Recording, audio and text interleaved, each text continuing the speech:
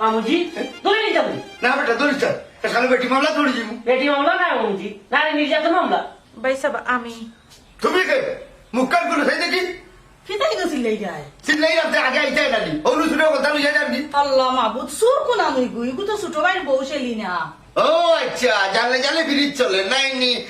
এই বান্দি তোর আমি কতদিন হয়েছি আমার সাইডে তারা এইবার দিতে না।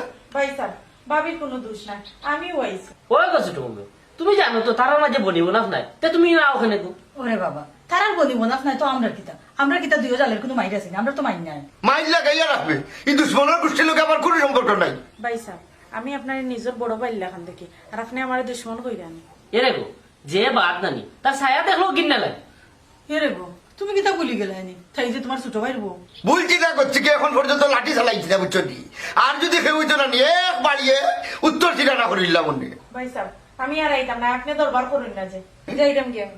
ও কিতা বললাই তুমি হ্যাঁ, তোমার তাম ভাইয়ে ভাইয়ে মায় আমরা উপরে গজব পালাই যায় এখানে। এ রে লোক গজব নাই কইবা কিনা জানো নি ই অর্ধেক করি সেইটা বানাইতা না বুঝছো নি। তান সাইড তান লইয়া থাকতা বাবা একবার বানাইয়া তো ইসলাম বুঝছো নি।